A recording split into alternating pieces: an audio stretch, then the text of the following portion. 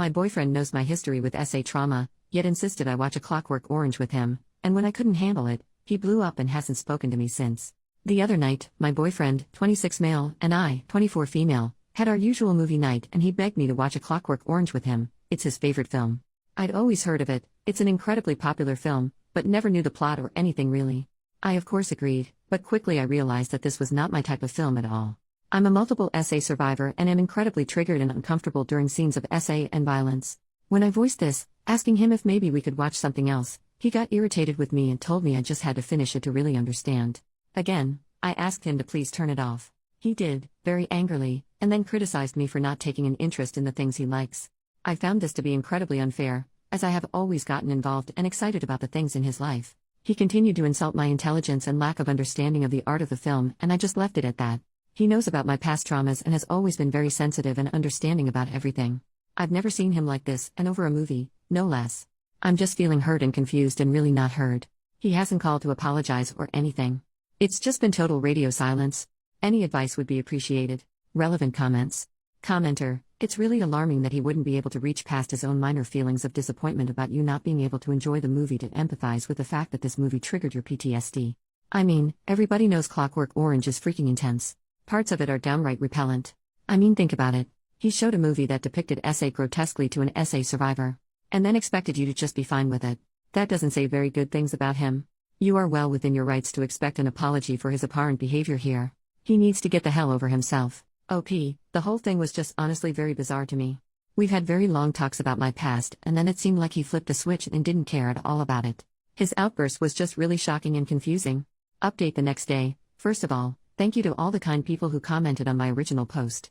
Those who told me to stick to my guns made me feel stronger and had saved me from further years of being totally stepped on. I had left our apartment for a few days and had some time to think.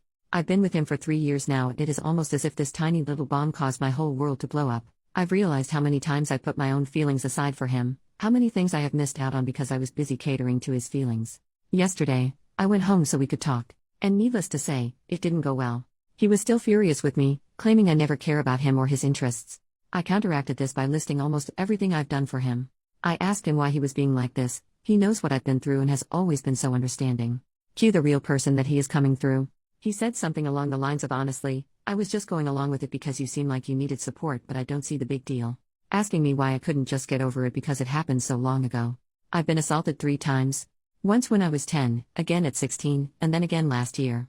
But that's beside the point. Even if it happened once 1,000 years ago, it would still affect a survivor. He then continued to blame me for his aggression, saying he was angry because we haven't made love in a couple weeks. I have bad spouts of body hatred due to my PTSD and do not like being touched when I'm in this headspace. He advised that I maybe try going to therapy twice a week instead of just once, and maybe that could help. I didn't know what to say or what to do. I was terrified of the man in front of me. All of this over a movie? I was shocked and hurt. So, I left. His name is on the lease, so I'm not in any binds with him, thank God. I packed my stuff and didn't look back. I'm still really shaken up. I've known him for so long and never saw this coming. It was like an immediate switch flipped on in his brain. I didn't know that man who I was talking to, and I never want to again. I'm staying at a friend's place for now until I make enough to rent my own. Very thankful for my steady job and even steadier friends. Just needed to get this off my chest, I suppose. I haven't really told my friends the extent of what happened. I don't know why. Maybe I'm embarrassed for wasting all this time with him. I don't know. Thank you all for the support. Thank you for reading less than 3. Edit, someone commented, and I now see the timeline seems a little murky. Apologies that I wasn't more specific. Original fight happened on Tuesday. I left that night and stayed out Tuesday and Wednesday nights. Yesterday morning, I made my original post looking for a little bit of outside advice in this situation, and then yesterday late evening is when this big blowout happened. Apologies again for any confusion. I now see how it could have been a little weird because of my wording and lack of specifics.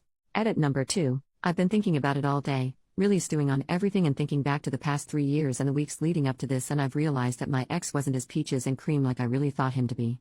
Yes, he was incredibly supportive and kind to me, especially surrounding my trauma.